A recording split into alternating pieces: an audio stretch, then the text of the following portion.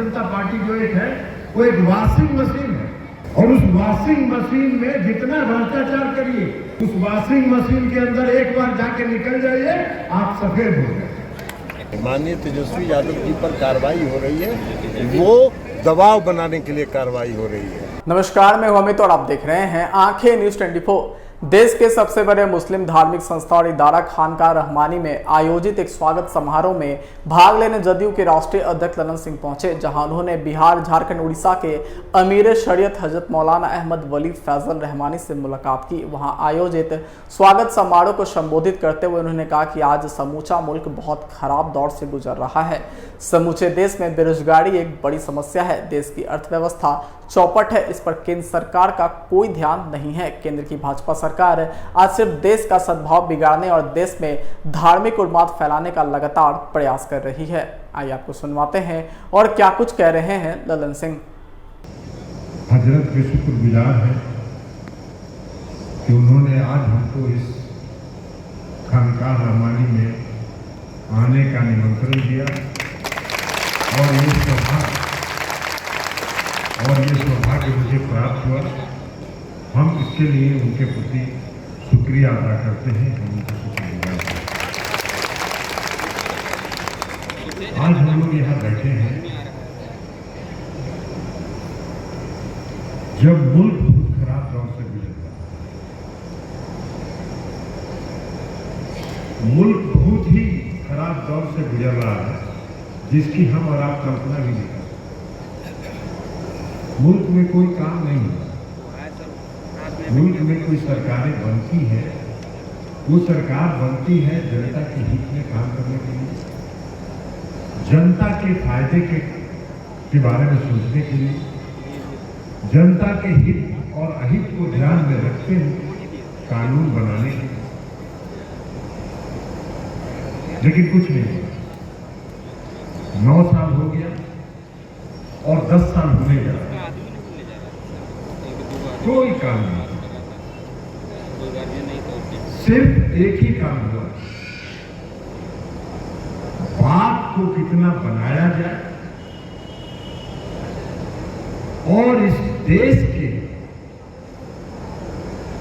जो सद्भाव है उसको कैसे बिगाड़ा जाए। देश में कोई सांप्रदायिक सद्भाव बिगाड़ने का लगातार प्रयास हो रहा है, धार्मिक उन्माद फैलाने का लगातार प्रयास हो रहा है, और सिर्फ भावना को भड़का के हम कैसे वोट लें और कैसे हम सत्ता पर काबिज रहे, इसी का प्रयास। अरे भाई, आप देश चलाने के लिए, देश की जनता ने आपको देश चलाने के लिए दिया। देश में कई समस्याएं हैं।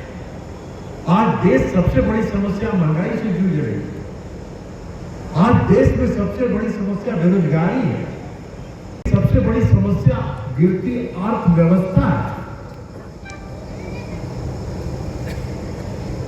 उस पर कोई चर्चा नहीं। चर्चा क्या होती है कि हम फ्रांस गए, हम अमेरिका गए, हम जापान गए, और वहां कैसे मेरे पक्ष में नारे लग रहे थे, कैसे मेरे नारे लग रहे थे, और देश का सम्मान हम बढ़ा रहे।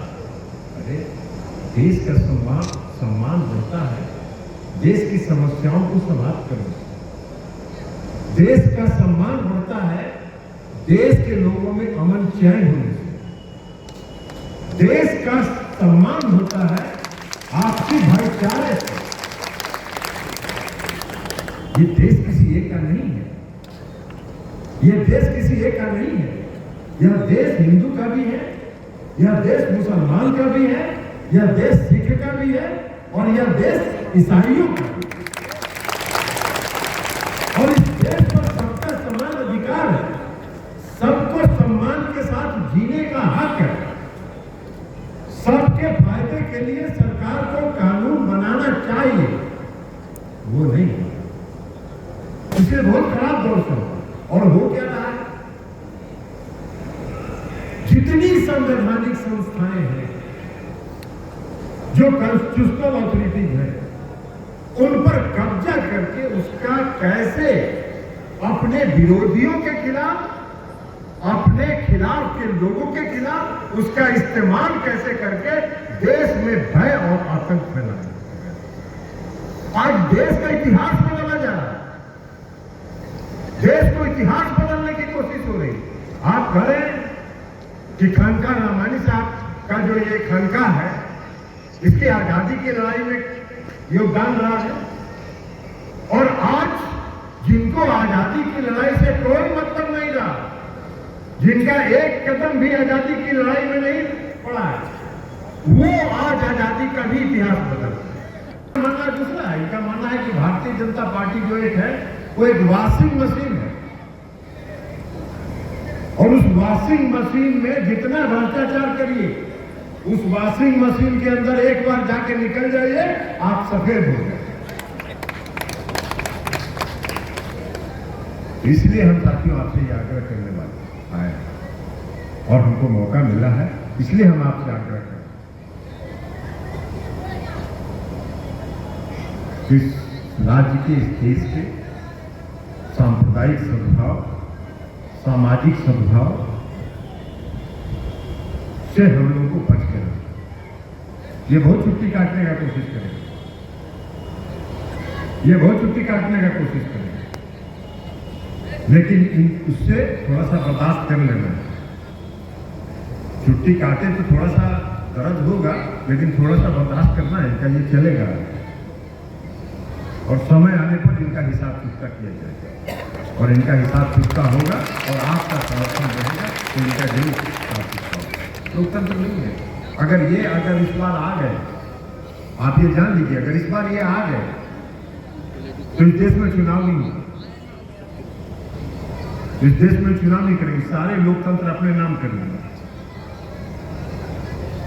हम लोग देखा पार्लियामेंट बना हुआ है, हम लोग वहां जाते हैं, बैठते हैं, संसद भवन ऐतिहासिक उसका महत्व है, उसकी एक ऐतिहासिक उसकी संस्कृति है, उसको हटा दिया और नया भवन बना दिया, और नया भवन बना के अपने नाम कर रहे हैं कि मोदी जी ने नया संसद भवन बना।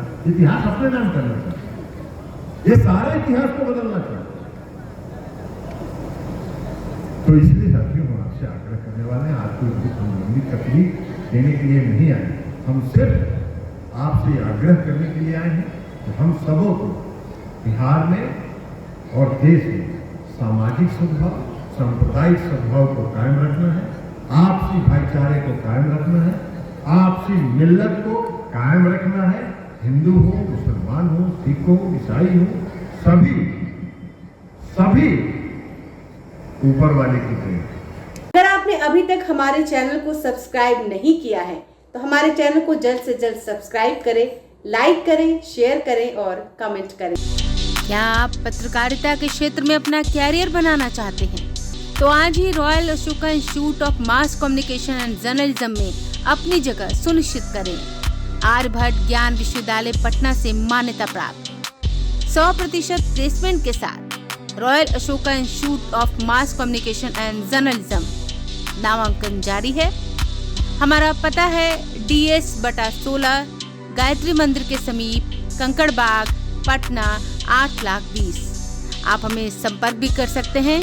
हमारा मोबाइल नंबर है 9955456126।